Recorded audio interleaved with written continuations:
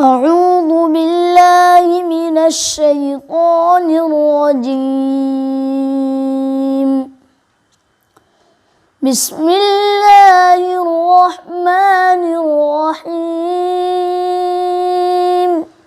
يا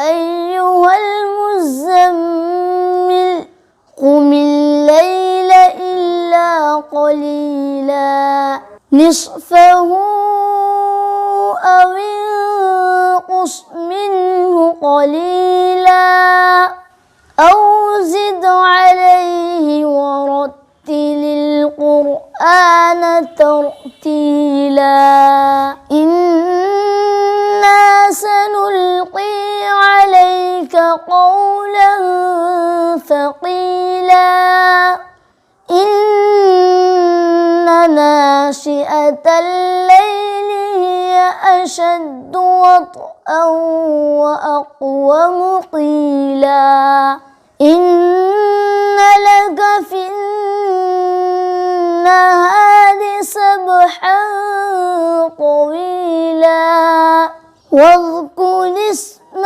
ربك وتبتل إليه تبتيلا رب المشرق والمغرب لا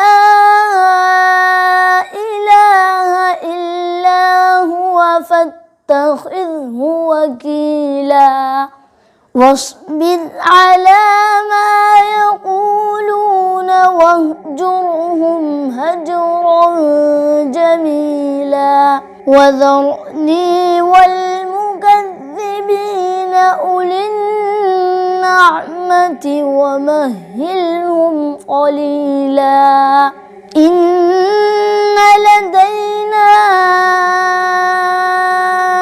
أنكالا وجحيما وطعاما ذا غصة وعذابا أليما يوم ترجف الأرض والجبال وكانت الجبال كثيبا مهيلا إنا أرسلنا إليكم رسولا شاهدا عليكم كما أرسلنا إلى فرعون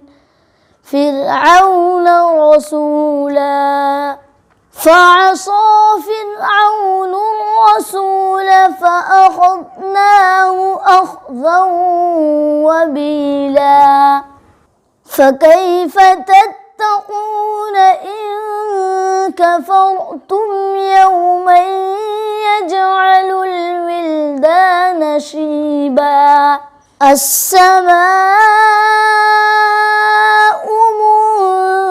منفطر به كان وعده مفعولا إن هذه تذكرة فمن شاء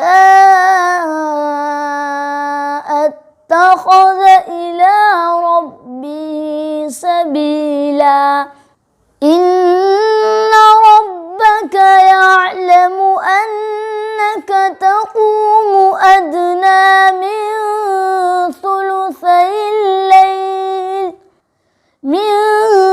ثلثي الليل ونصفه وثلثه وطائفة من الذين معك والله يقدر الليل والنهار علم أن لن تحصوه فتاب عليكم فاقرؤوا ما تيسر من القرآن علم أن سيكون منكم مرضى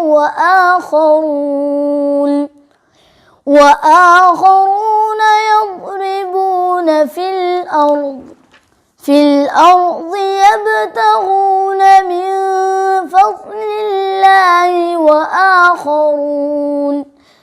وآخرون يقاتلون في سبيل الله فاقرؤوا ما تيسر منه وأقيموا الصلاة وآتوا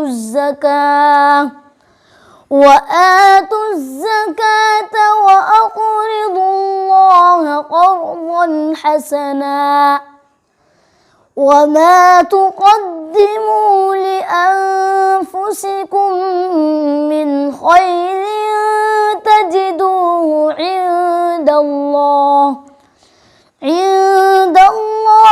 هو خيرا وأعظم أجرا واستغفروا الله إن الله غفور रहीम। सूरा मुज़म्मिल का बहुत ही पावरफुल ताकतवर वजीफ़ा है।